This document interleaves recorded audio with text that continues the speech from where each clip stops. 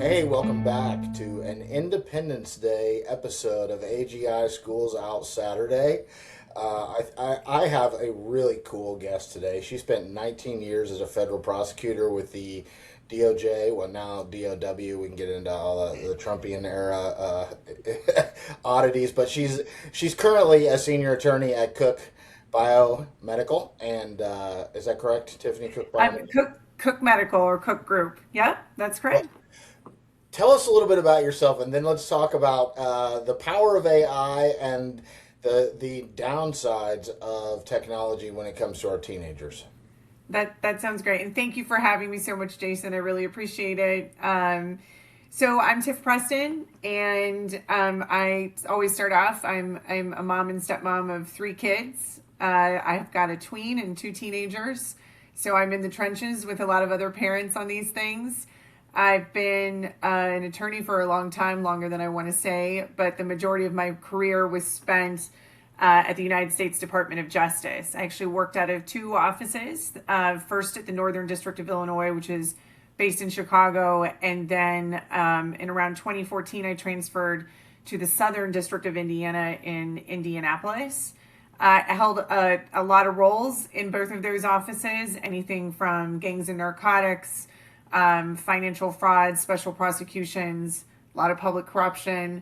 But throughout my 19 years as an assistant United States attorney, I specialized in internet crimes against children. I was the Project Safe Childhood coordinator, the human trafficking coordinator, and the kidnapping coordinator, among other things, for both offices. I recently left the DOJ in December of 2025 and embarked on a new career as an in-house counsel, which is really exciting, and I'm having so much fun with it. But my passion for how we can better use technology and keep our kids safe will always stay with me no matter where I go. Can I just first say thank you for what you've done for our kids and our country, and a little bit of jealousy there because I don't talk a lot about my past, but I'm a person in long term recovery.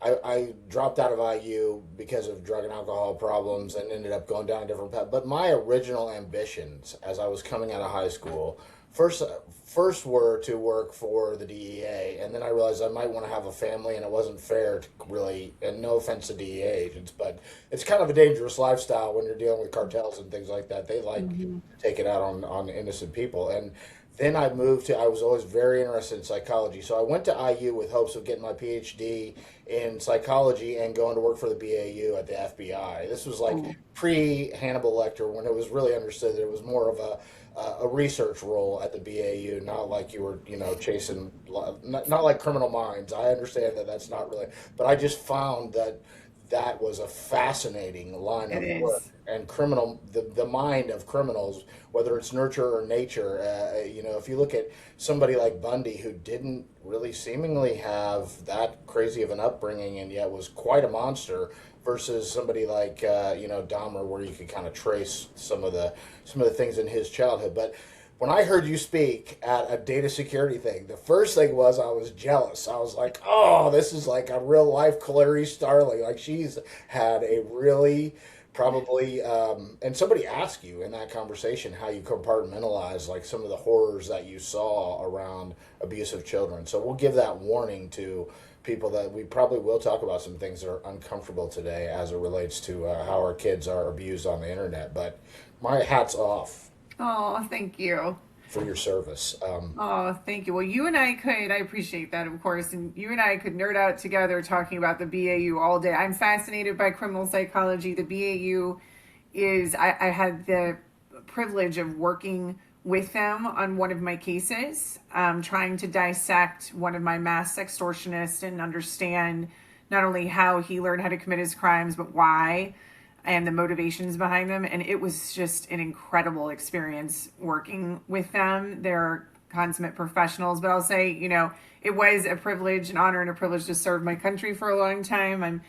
I am a sucker for DOJ and its principles, but my hats off always go for the reasons you just said to the agents with whom I worked, for nearly 20 years. They are the men and women who have the bravery and the heroism to do things that are truly incredible and very dangerous, and then keep them up, for days at a time. And I always said, they have the courage to go through doors where you don't know what's on the other side, where I sat behind a desk and, worked from that angle. So I always remind people, or at least try to, that there are really true heroes out there that not only have to endure a lot of secondary trauma, but really put their lives on the line every single day for those of us, who benefit from the privilege of living here and the safety that they bring to us. So, but thank you. I really appreciate that.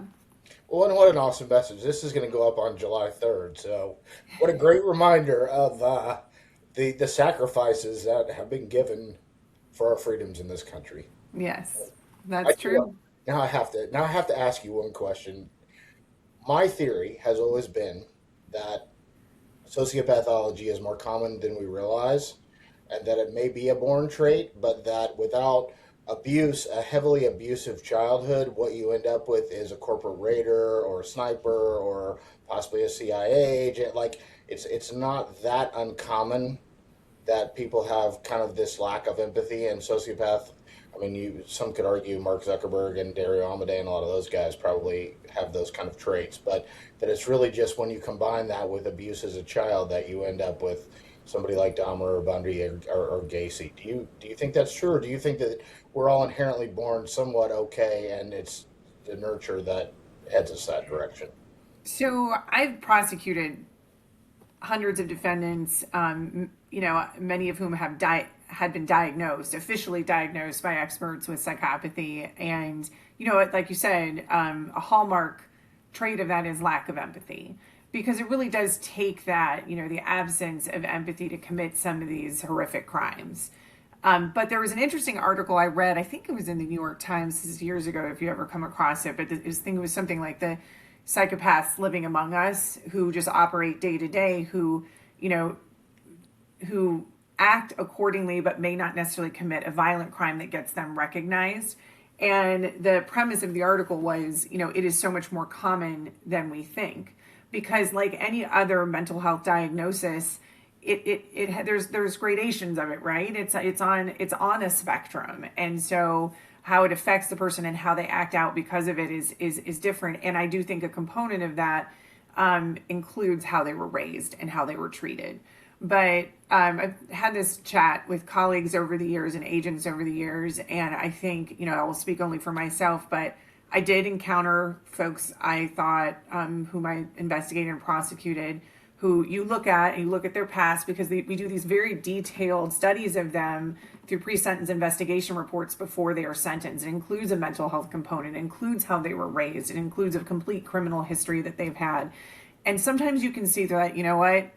Oh my goodness, this person was treated so terribly, it's no surprise that they perhaps have taken that out on others.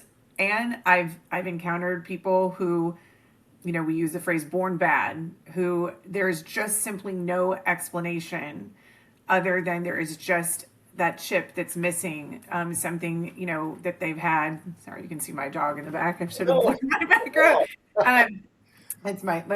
She's my friend. But that there are all folks, I believe, and this is coming from, someone, I don't have that degree, but from my experience, who I would look at their history and I just had no explanation other than there's just something that wasn't right from the beginning. And sometimes you can see that through their behavior is when they're small, even, going all the way back to when they were a toddler. So, I think there are some folks out there who are just born bad.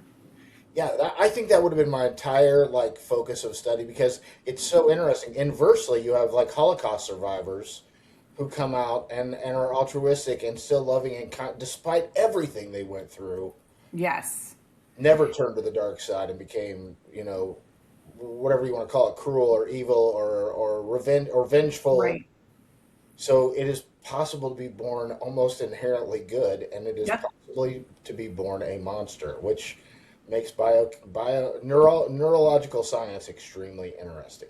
It is. We heard an argument quite a bit. I have so many, probably over 100 sentencing hearings for people diagnosed with and who act out on pedophilia. And a common argument was, he was abused in the past. He was sexually abused, so that's why he sexually abused others. And that is, an experience that we have seen, but I always, there's so many children out there, sadly and tragically, who've been sexually abused who never would hurt anybody. And so that always to me felt like a bit of a cop out at sentencing. I'm like, no, you don't get a pass. It's tragic that you were hurt, but then you knew what that felt like and you still did it to somebody else. And so I always felt I never really quite understood that argument, because folks who have been, sexually abused know what it feels like and know how horrifying it is and know what it does to the soul and to the body and to the mind. And so to take that out on another kid and perpetuate that abuse and move it forward, I never bought that excuse. That is hard, and I can't help but dive into this a little bit more because to me there are inexcusable crimes, and I think that we're a little too soft. I remember taking a criminal justice class at IU, and they pointed out that you could get a lot more time for having 5 ounces of cocaine within 100 yards of a school than you could for rape frequently, and like how messed up some of the punishments in our criminal justice system are, and pedophilia. Like the death penalty would not bother me for that because I think it's horrible to abuse children. But I go back to my experience in recovery, right? And so alcohol was my primary issue, and I was a member of Alcoholics Anonymous for a lot of years before I started working in behavioral health.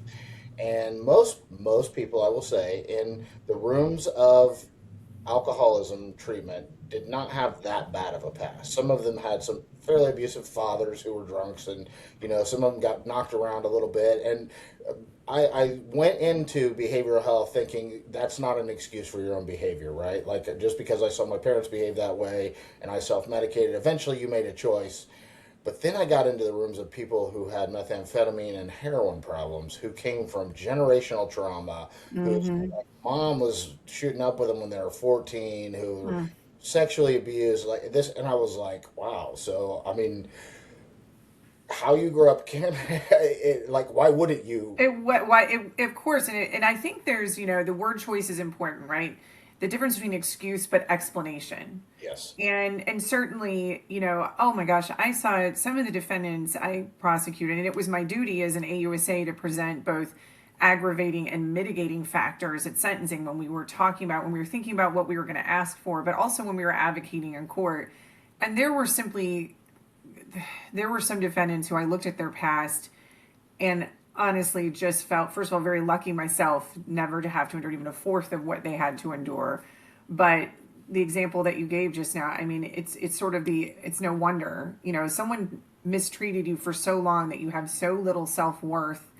It just erodes and erodes over time that, it's no surprise. There's an explanation for why you feel the way you feel and why you do the things that you do. It may not excuse it, but it certainly explains it. And that's an important component of sentencing, because it's something that judges should take and do take into consideration when they're deciding to sentence, people for a range of crimes. You really should look at, well, what happened to this person? That's the right thing to consider. You don't just want to consider the bad things they did. You want to consider the bad things that happened to them. And so it shouldn't be ignored. And judges, I think, do a fantastic job of not ignoring it and taking it into consideration. But it was always something when I was talking to younger, inexperienced AUSAs, before they started participating in sentencing hearings, I'm like, you have to do the right thing and talk just as much with just as loud of a voice about the mitigating factors as you do the aggravating factors, because it's just such an important component of deciding what's going to happen with this person and their ability to rehabilitate when they get out. Well, and I think all this is going to tie back into artificial intelligence and protecting our children. What you're saying right there resonates with me very much, the same way that deinstitutionalizing serious mental illness. So at some point in time, you have to look at, is this individual rehabilitatable, right? And so I'm 52, so I wasn't around in the lobotomy and like excessive electroshock days of One Flew Over the Cuckoo's Nest. I firmly believe that existed in the 1960s and early 1970s in the United States of America. But to throw the baby out with the bathwater has caused vast homelessness in the United States. So there are individuals out there who deserve very humane incarceration or captivation, but just are not capable of living amongst the general populace without it being a lose lose all the way around. I completely agree. Completely agree. All right. Fair enough. Thank you for entertaining my fancies. I'll definitely have to find another documentary to watch. I haven't watched the Gacy one yet, so maybe I'll. Ooh, I've seen it. Yeah, I've seen all of those. I'm fascinated. Fascinated with those. Love to read books about it, and there are several out there, several documentaries out there that cover those things. And yeah, you and I could nerd out on that all day. We'll have to talk about Bundy someday because I really don't see anything in his childhood that excuses or that would explain what he became. So let's have that We'll conversation table that. uh, but before we got on, we were nerding out about, and I'll relate this. Like sometimes that lack of empathy can be a very valuable trait for a human being, right? There are places. I go back to Colonel Jessup's speech in A Few Good Men, and I was a United States Marine Reservist, and I don't disagree with Colonel Jessup. I agree that kid shouldn't have died in that code red, but there are things that have to be done to protect this country that a lot of us don't want to know about, and probably some of the men and women who do some of those things have those same lack of empathy traits. They just have learned how to use them for a positive outcome instead of terrorizing individuals. I look at artificial intelligence and where we're at with that Mm. the same way. Like there's this potential for it to make us lazy, to cheat with it, to I could see us moving toward a idiocracy type Wally world uh, where 10% or 15% of the most ambitious people leverage artificial intelligence, and the other 75% of people can just kind of sit in front of video games or do whatever they want to do, right? But I could also envision a world where every kid who ever dreamed of making a movie now has like artificial intelligence at their fingertips and can be a producer for $10,000 of what used to cost $10 million to produce. Hmm. Every entrepreneurial housewife or side job dad could actually start a business and have a marketing firm running it that costs him $100 a month for a Claude Pro account rather than thousands of dollars a month for an agent. Like it could empower us so much. So you're starting to automate some of your stuff in the background. Let's nerd out a little bit on AI, and then we'll bring it all the way back around to the kids and how we need to protect them and how we could empower them.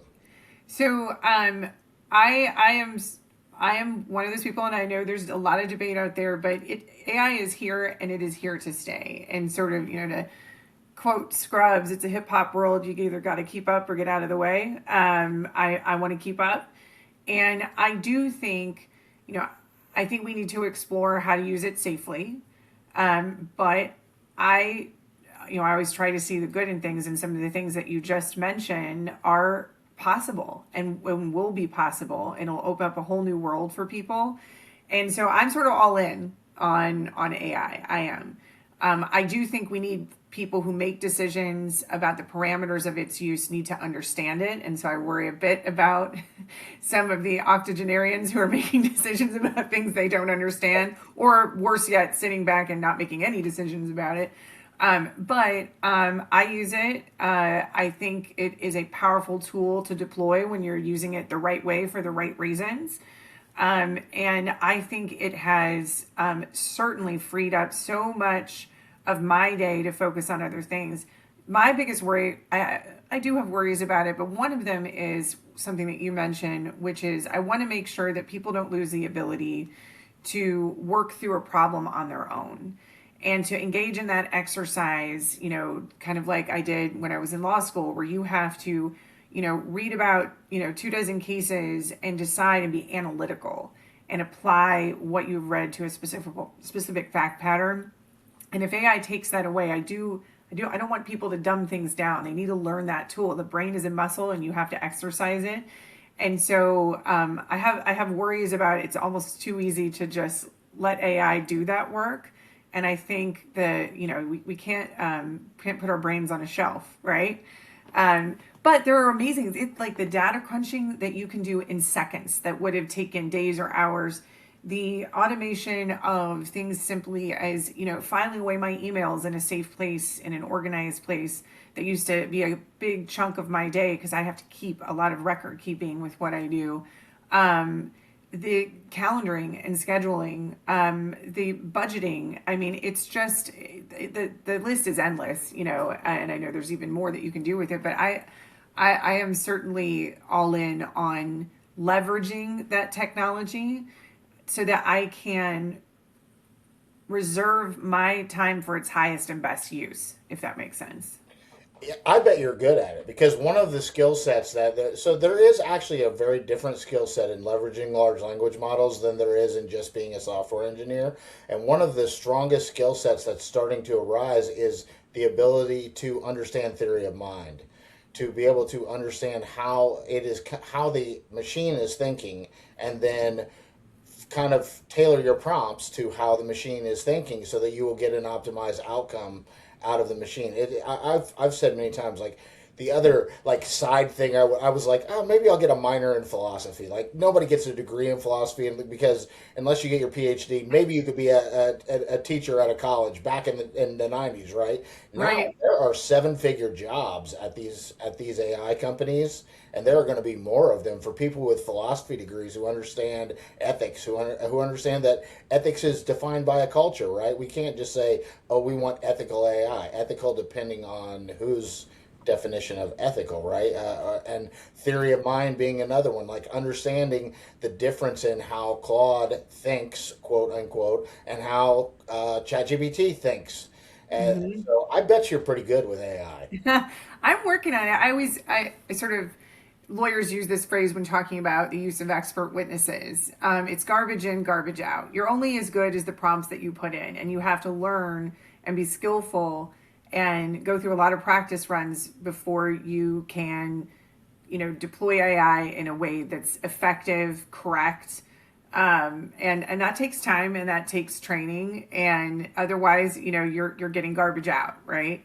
So, but thanks. I'm working on it. It is a work in progress, but I know, it's funny. You talk to teenagers, you talk to folks or kids in high school. I guess they're not kids. You talk to college age students, and there is a real fear about AI and job loss. And what I was telling my kids is, that's real, but as technology has moved along, you can go all the way back to, let's say, the automation of making cars, for example.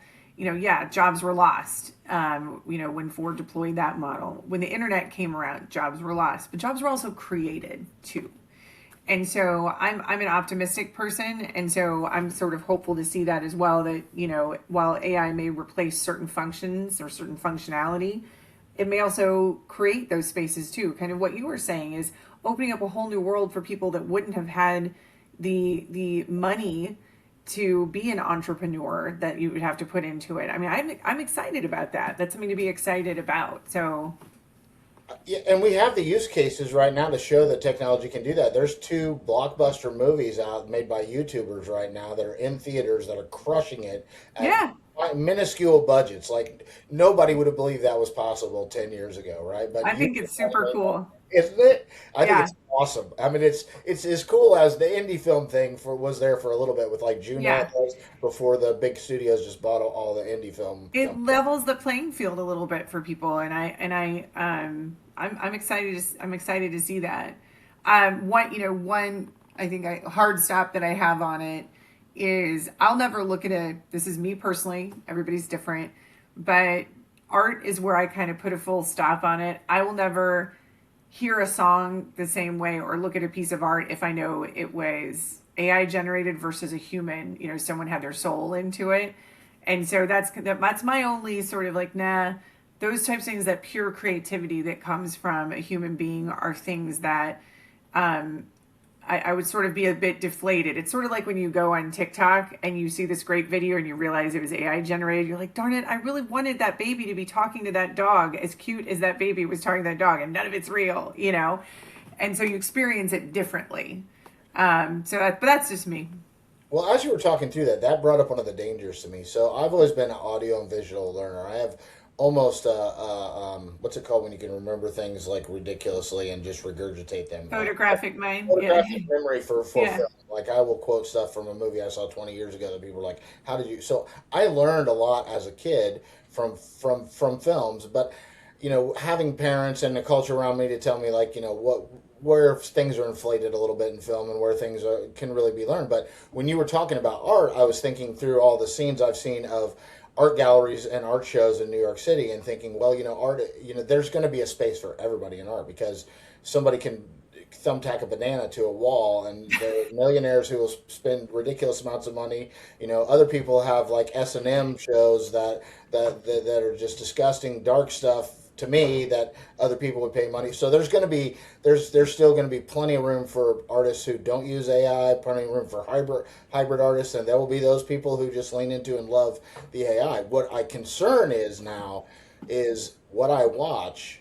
Like it used to just have to be like how much of this story is fictitious and how much of it is real. Right now, it's just how much of this is just a deep fake, and Right. how can I believe what's in front of my eyes?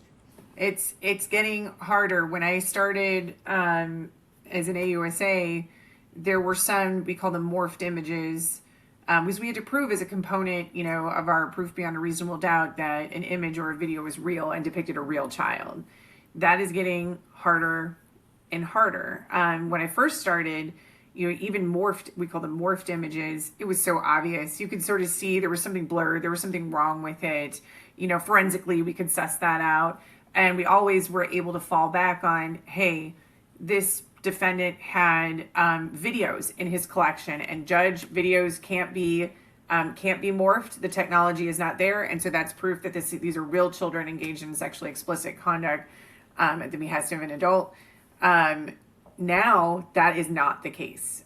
Generative AI videos are nearly impossible to discern, and that part is, can you believe what you see? And so it's made our proof harder, but it also there's the supply and demand argument too. Some people would say, well, what's the harm if a real child isn't depicted in the video?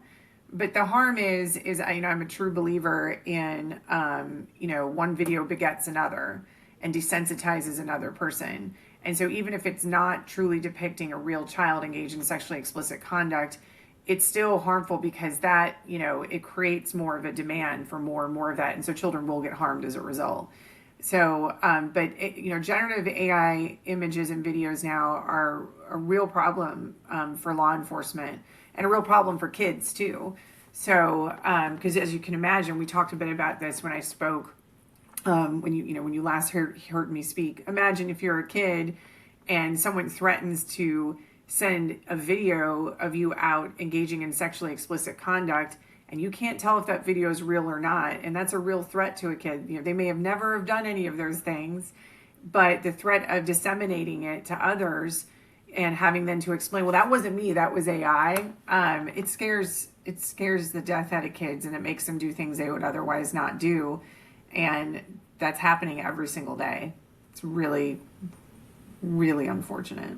Well, do you want to take a minute, maybe tell one of those stories, and then we can dive into the overall like anxious generation, social media dangers? Oh gosh, where do I begin? But yeah, I mean, I encountered several defendants who we had to pick through hundreds, thousands, if not tens of thousands, 100,000 videos, in their collection and make sure that they were not produced with generative AI.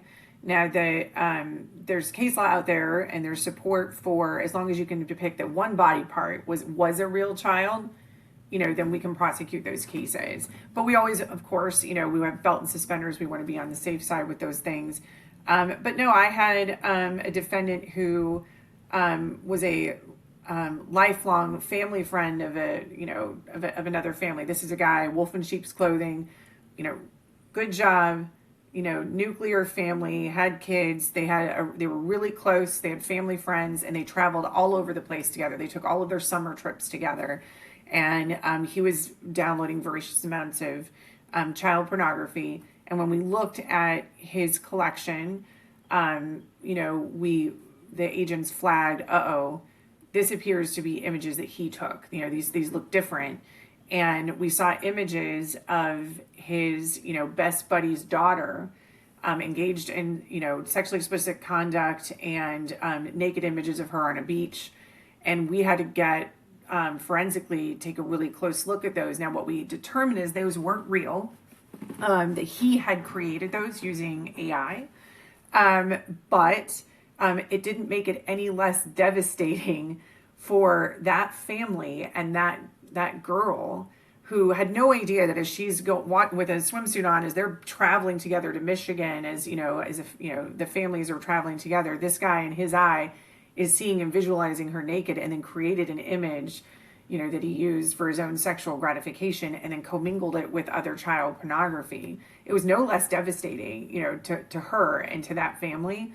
But it took us picking apart forensically those images to make sure, wait a minute, like we need to make sure this didn't actually happen. And even if it didn't actually happen, it's still something that, you know, is important to consider at sentencing.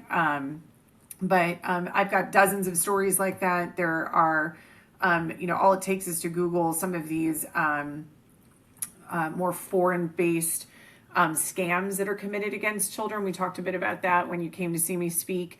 Where Where's it coming out of primarily? Is that Russia, China? Is Russia, China, Nigeria, places for which we have very few extradition treaties, and they know that. And so primarily that's where it's coming out of. And I'm not, you know, there's a longer list, of course.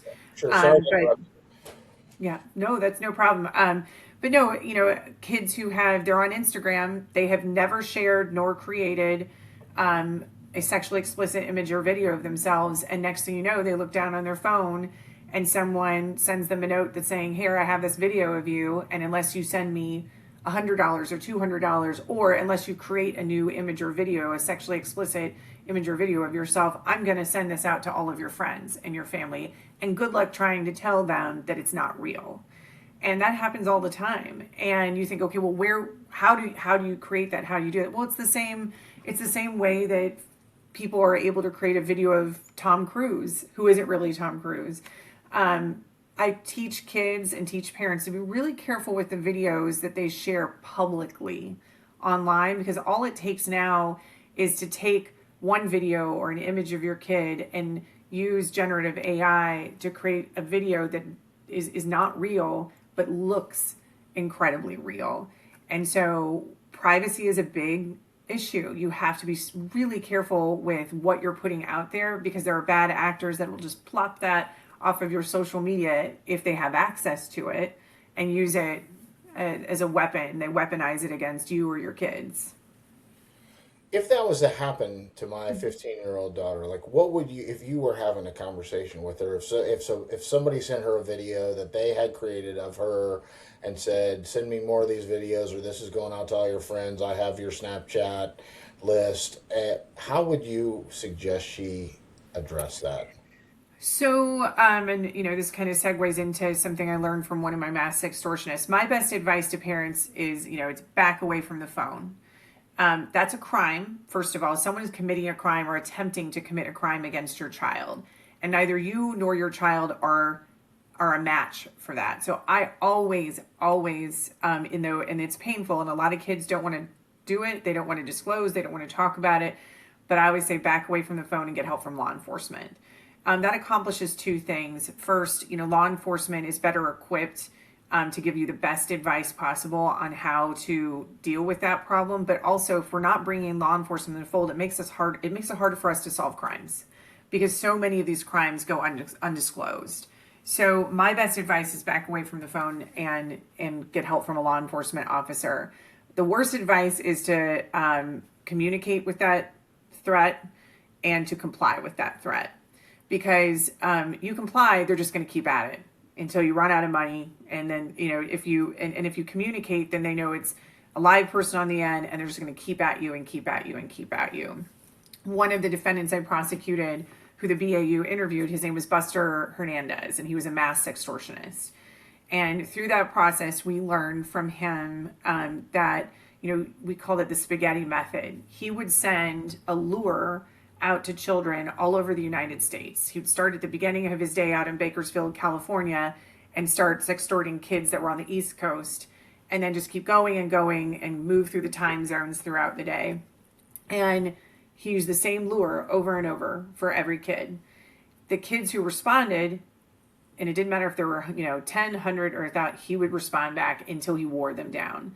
The kids who ignored him, he called them boring. He's like, I'll ignore a kid that ignores me because that's no fun. But if a kid responds, even if it's, who is this? Who are you? Or even if it's something like, I don't know you, I'm blocking you. He's like, I will just get at them and keep at them and keep at them because that's the game. That was the entertainment piece for him. And so I teach kids to be boring. When something like that happens, you get an unknown message from someone you don't know face to face, you get a threatening message.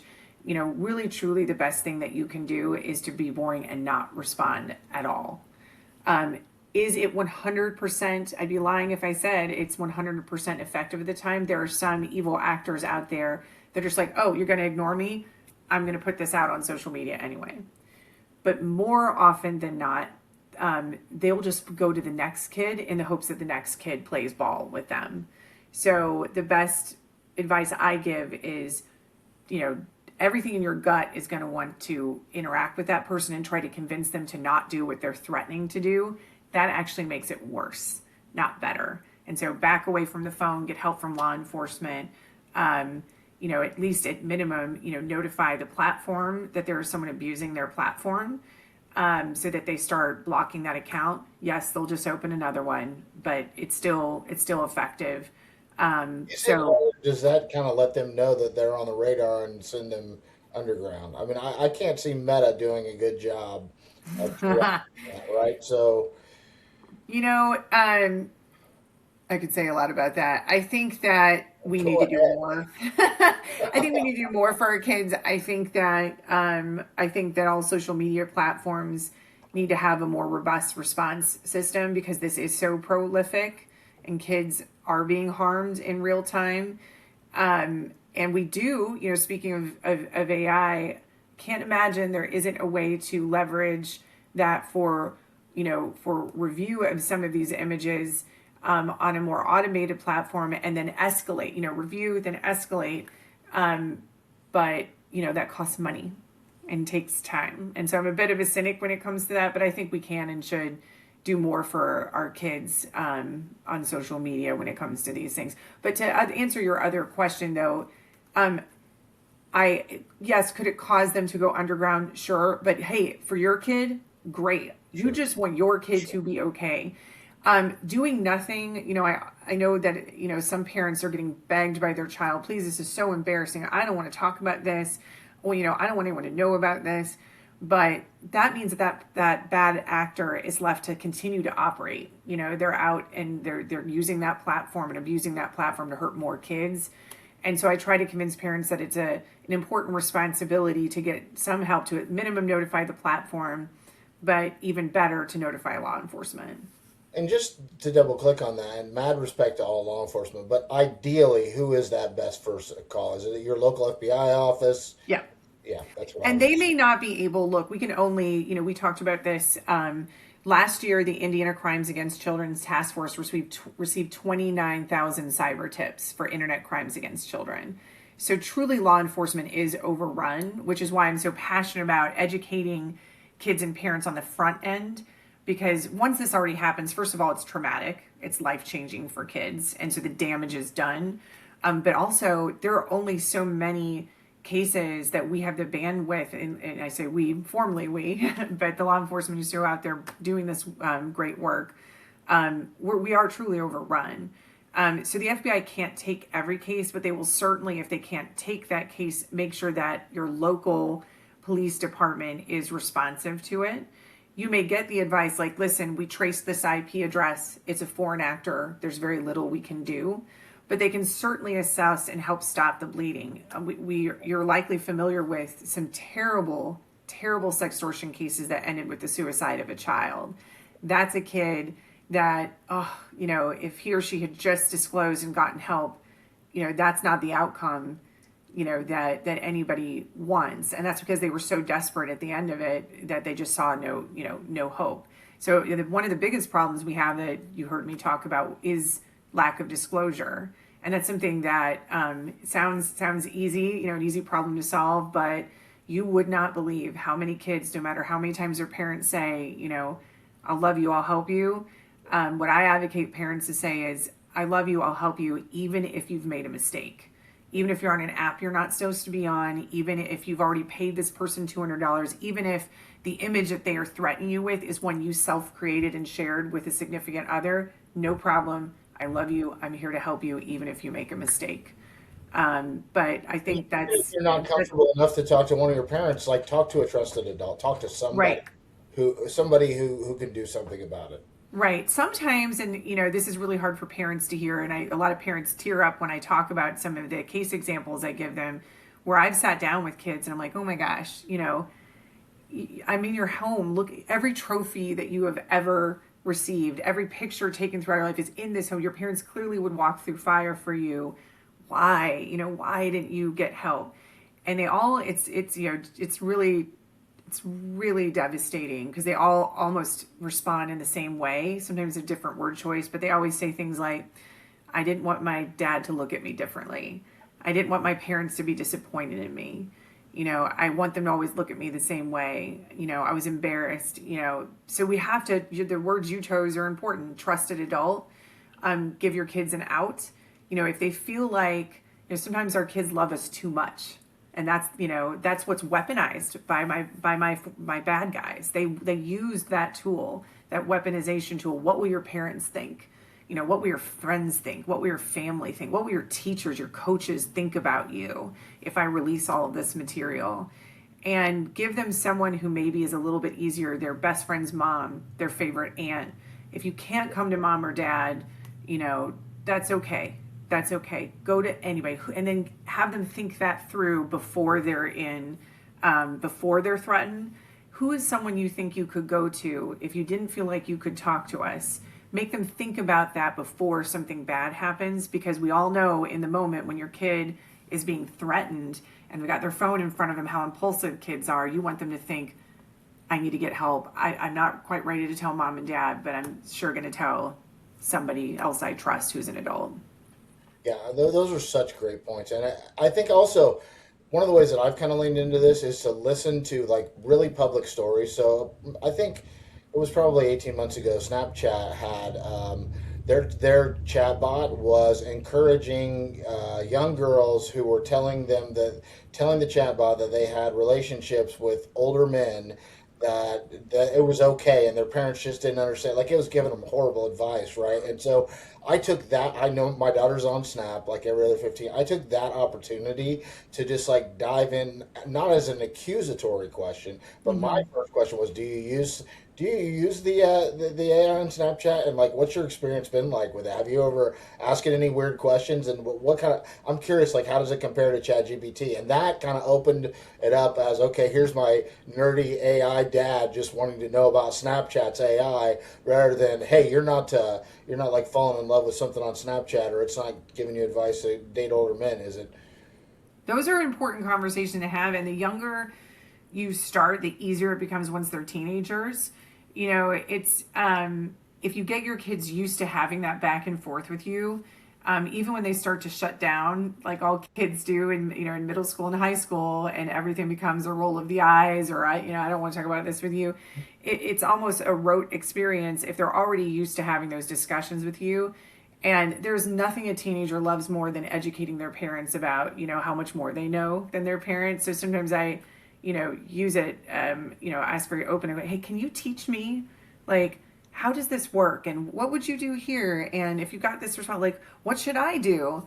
And it's a bit of a way, kind of trickery, but it is, for a good reason. But it's a bit of a way to get them to open up a bit and put them in sort of teaching mode. And you wouldn't believe what you would learn from It's your like own. motivational interviewing and behavioral health, right? It's Yep. steering them through questioning towards the outcome you're looking for. And I have to beat my chest a little bit because I also have a 27-year-old and a 23-year-old, and it is awesome to know more about technology on the AI front than my kids, and they know it, and I know it eats them up, so they just don't want to talk about it. But that's we will. one of the things that you're talking about that I think we really should double click on. So one of the conversations I've had with my daughter when it was related to the Snapchat thing was that these things are getting deployed without a whole lot of testing. We're kind of in a race with it. Mhm. So you do need to be cognizant of the fact that you may get answers from these things that are unhealthy or whatever. That doesn't mean that you should stop using it forever, because they may fix that once enough people bring it to their attention. But you need to be aware that is a danger, and that maybe it's time to disengage and come back in 3 weeks when they've updated the model and try it again.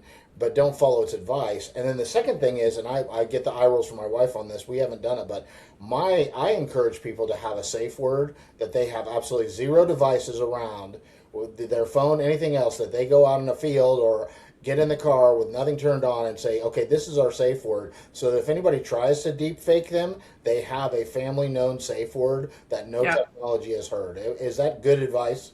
That is very good advice. Advice that you should also give your elderly parents, by the way, who are the victims of so many financial fraud schemes online. And, there's just terrible things out there where, grandparents are getting called. It's the voice of their grandkid. They would swear on a stack of Bibles, I know what my grandson sounds like. I know what my son sounds like. And it's all AI generated. And they're giving over their life savings. And so I've told my own parents, listen, if someone's calling you and if it sounds like me, if it knows everything about me, but there's an urgent ask of you that sounds out of place, we have a code word. And I'm like, if they don't know it, you hang up that phone and then you call me. You call me right away and we'll take care of it. But it's just as important for our elderly parents, because this is happening to them too. Yes, and one of my favorite use cases for AI, it doesn't apply to voice, but I have taught I taught at WALA, the Wabash Area Lifetime Learning Association, which was like 45 elderly people. I would teach them how to leverage generative AI. And I'm like, if you get a text message or any kind of message and you aren't sure, screenshot it and give it to Perplexity, which is my favorite Google replacement search engine, more or less AI, and just say, hey, is this a scam? And it will point out every single little nuance of that says likely this is a scam. Or I've had it say, no, that's like a lot of people will reach out to me through LinkedIn asking me if I want to be a speaker in Las Vegas, right? And I go through an hour and a half conversation with them to find out that it would cost me about $3,000 to speak at their event, and I'm like, damn it, you wasted my time. Like if I give that initial message to Perplexity, it will say, they're probably going to ask you for money. Or they'll say, yeah, this is legit. I did some research. Like, you might want to reach out to them. So that's a great use case for leveraging AI for greater good. Yep. Absolutely. Absolutely. And it's at your fingertips and it's free. All right, So, let's close with two meta topics. I'm sure you've read The Anxious Generation, or I shouldn't assume that, but I'm guessing that you have. Do do you feel like it's a net negative, the impact, or are we just being crotchety old people who are like, well, they don't do it the way that we did, so it's not the right way? um, you know, I I don't believe we're being crotchety old people. I have seen its impact, firsthand. I think that it impacts adults, but it certainly impacts kids more, whose brains are not fully formed, they're not fully baked in yet. And I thought it really rung true for me, not just in my professional experience, but even my personal experience. And so from my part, yeah, I think that we need to do, when you know that something is bad for you, and maybe not bad all the time, but bad for you some or most of the time, and it's addictive, then I think it's kind of should be a no-brainer.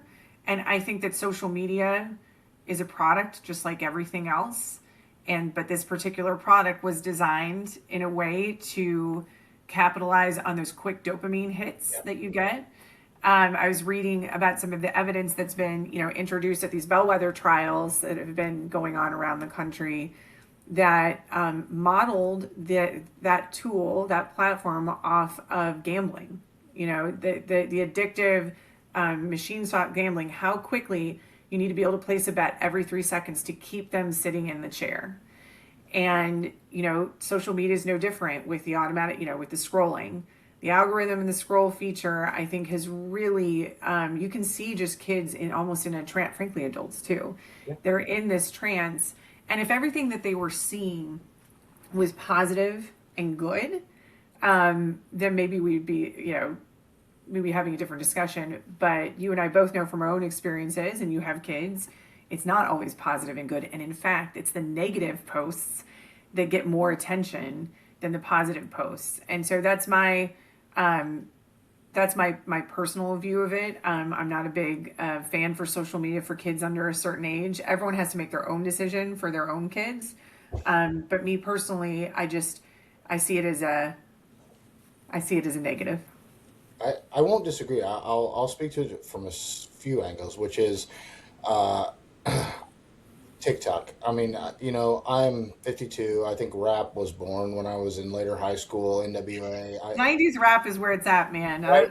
No one can convince me otherwise. It was fairly vulgar, right? And so when I hear stuff like Cardi B coming out of the TikTok account on my daughter's account, I'm like, I don't like that. But I remember listening to Ice Cube say damn near the same stuff, and my parents probably didn't like it either. And she'll get over it.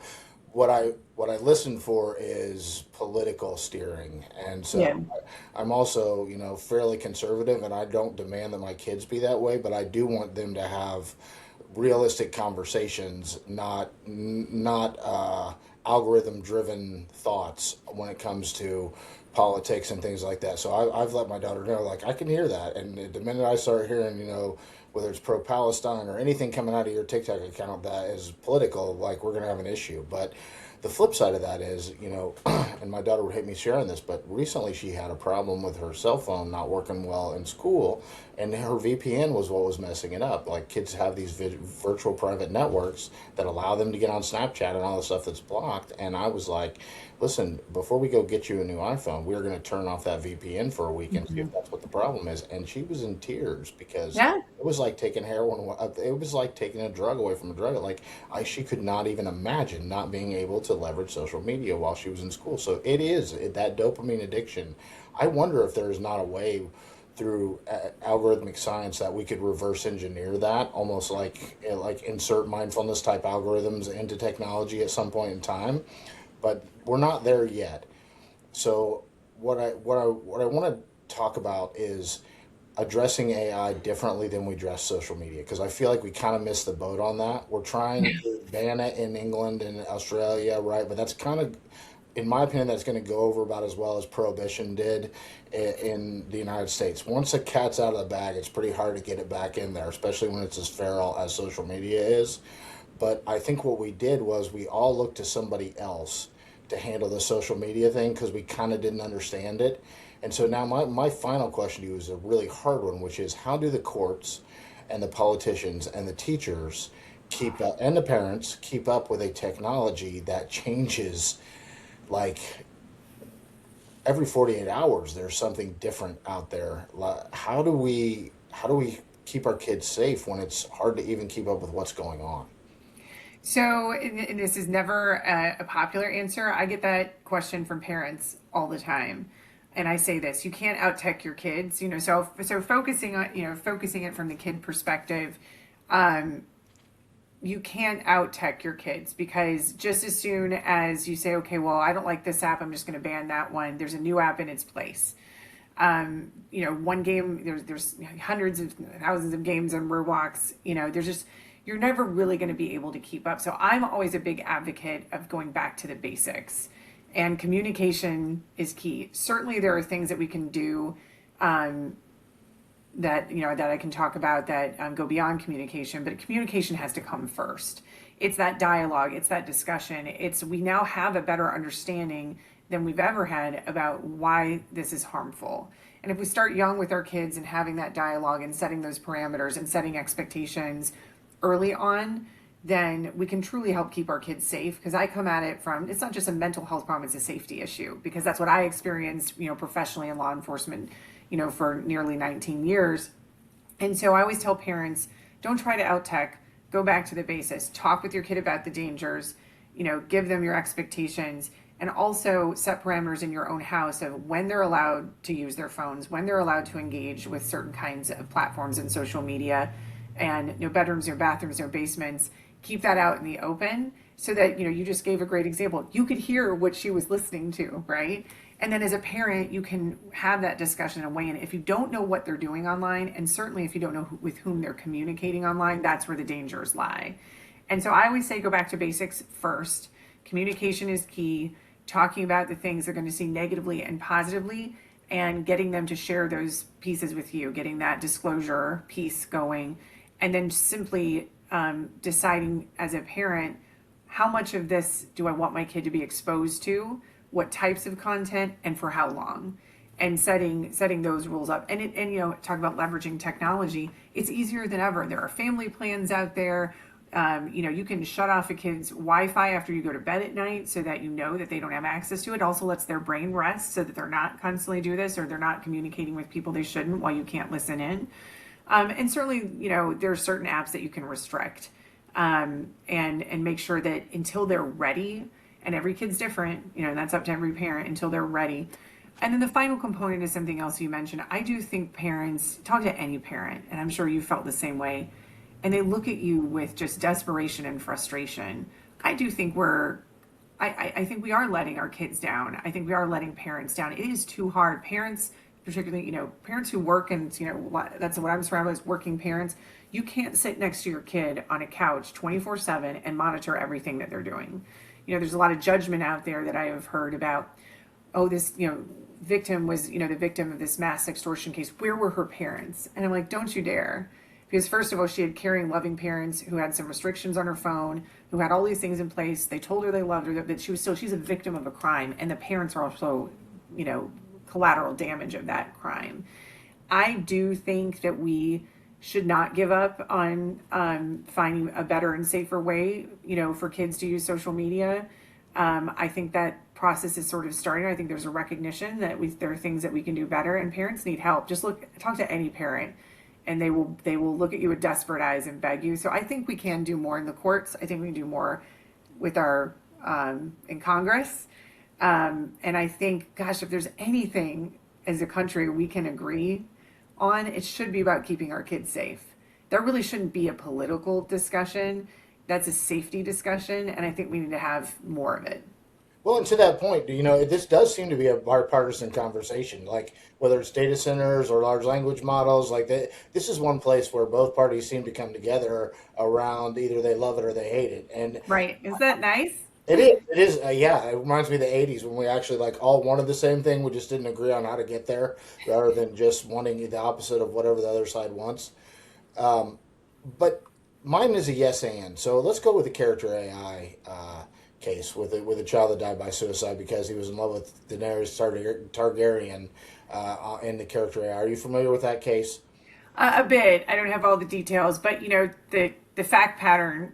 Yeah, it's fairly well pattern published. Is what it is, right? Yeah. I think 15-year-old Hispanic teenager in Florida, if I remember correctly, spending more and more time talking to this Character.AI, Daenerys Targaryen, who's this beautiful character from Game of Thrones. He had a chatbot that claimed to be Daenerys Targaryen, and his mom did notice that he was becoming more aloof and less social, and so we always want a victim, right? So or we always want somebody to blame. So it's easy to say his mother should have stepped in there, but this really is a societal thing because Hasbro is now releasing a Mr. Potato Head and a Megatron with large language models in them.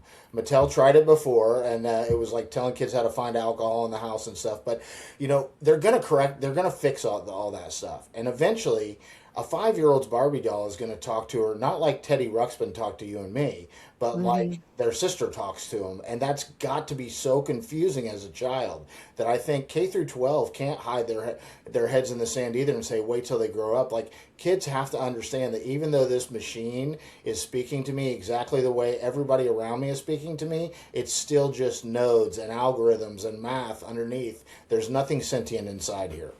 Yeah. I agree, and it's funny that you mention sort of being out teched. So I wrote a chapter on advocating for the School Safety Commission. It's a report that every few years goes to the executive branch and to the president. And I was privileged enough to be able to write an entire chapter on teaching internet and social media safety for kids through schools, because not every parent is doing it at home. And I submit this thing. It's obviously going through all the committees and all the things that have to happen before it hits somebody's desk. And man, it's I think I wrote it through last summer and early fall of 2025. If I were writing it today, I would have added an entire section on what you just said. And so it's almost like behind before even it gets on the desk, right? But I think that that is something that we need to help our kids understand. And there's a really difference between a human in the loop and not having a human in the loop. And that's going to be a real important part of development moving forward. And I don't want to be behind. I think you're right. It's like, man, social media moves so quickly that before we even knew it, we were all behind in how to handle it or management. Let's not do that again. Let's not make the same mistake twice. But I am hoping, like I said, I try to think, even in times like these, I try to think positively, but man, that should be a bipartisan thing that we can all get behind. I hope they do that, and I hope they move quickly. I will agree with you on AI regulation for children. I completely disagree with everyone being against data centers. Like, that's like saying you don't want highways, and a lot of what they say about water use. Look into how much water they use to grow almonds in California versus centers use. So I had to get on my pedestal for a second on that. But I 100% agree. Our kids are our future, and we have got to pay attention to and regulate that. How do we handle that at a governmental level when senators? I mean, I've seen Zuckerberg talk to senators who had Oh boy, what the hell he was talking about. painful. Social media, not Fable 5 and Mythos and like algorithmic stuff that if you don't have a PhD from MIT is hard to understand. Yeah, it's painful. And they really need to bring in subject matter experts. And also, in my view, if you are in charge of tackling those difficult problems on behalf of the citizens you represent and you're not capable of doing it, then it's time to say, okay, someone else needs to step in. Again, that's on both sides. I think that when your job is to tackle those hard problems on behalf of your constituents, and you're not putting in the work, or at least bringing other subject matter experts in who can teach you and help you do that work, then you're doing a disservice to your constituents. And boy, have we seen some hearings where it's just like, oh, it's so painful. It's so painful. And it's tough, right? Because they're charged with being subject matter experts on a whole host of things. But you know what? That's the job. That's the job. And so I can tell you, that was a big component of my professional experience. And one of the things I loved the most about it was it constantly changed. Every time I thought, oh, I've got this figured out, new technology will come out. I'm like, now I got to figure this one out, because that's the job. And so I would really urge those folks that, hey, if you don't know, then bring in somebody who does, so they can educate you, so you can ask the right questions. You can really, cross-examine those witnesses who are appearing in front of you, and they're just bowling you over, because you don't know how to push back with facts, and science. And so I get really frustrated watching those hearings. I'm not going to lie. I think you make a great point, though, and I'm going to bring up Ted Cruz, not because I'm a Republican, his voice annoys me, but he seems to be one of those guys that surrounds himself with people who know enough about what he's trying to argue for that he can speak to those things very intelligently. And so what I hear you saying is every politician ought to find some subject matter experts that can be their counsel when it comes to things they don't understand. That's right. And especially, if you're not using the technology yourself or haven't used it, then you better figure out and talk to somebody who has, before you make decisions for all of us. So I think I'd like to see more of that too. These are really hard problems to solve. They're not simple, and there's a lot of things that go into it. There's a lot of constitutional issues to consider, but you got to understand the technology before you make rules about it. Well, and now we've just crossed an hour. So I'm going to thank you again for your service to our country, for all the wonderful information you've shared here. I usually have, Thank you for your service. I didn't get a chance to say that earlier, so please thank you for your service as well. yes, and God bless all the reservists out there. But I wish I would have gone active. I love the Marine Corps, and I Mhm. was right between Gulf conflicts. And as soon as I Mhm. realized I love the Marine Corps, we were downsizing because we didn't need, you don't need the Marine Corps when we're not having active conflicts. And so I was a reservist. But the United States military, again, my hat's off to everyone who's ever served this country in any way, shape, or form. There's a final question I normally ask people, which is if sci-fi movie had it right, uh, you know, in 2030, which one is it? That's not what I'm going to ask you, though. So I'm sure you're familiar with the idea of fast takeoff and recursive self-improvement, and like once these models start being able to write their own code, that we're going to hyper exponentially, our economy is going to change and the world's going to look very different. And a lot of people would call that artificial superintelligence or artificial general intelligence. If From what you've seen in industry and government, what kind of a timeline would you put on that? Oh, um, whatever timeline I would put on it, I should divide it, in two. Um, so I don't have an exact. I think if we've learned anything in just the last year or two, this is moving at a pace that no one could have predicted, and so I think it's around the corner. That's what my cop out will be, that it is around the corner, and we need to plan accordingly. We've already seen inklings about it. There have been, releases of information from Anthropic. And so anyone who thinks that this is 10 years down the road, I think they're wrong.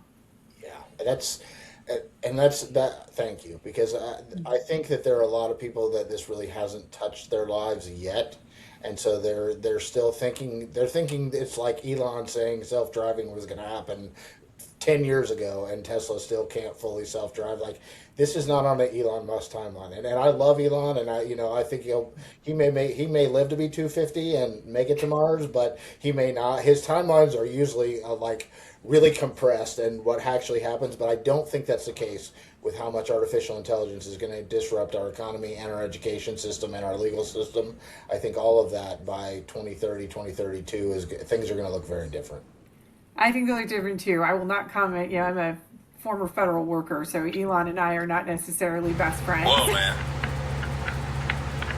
Things just get real.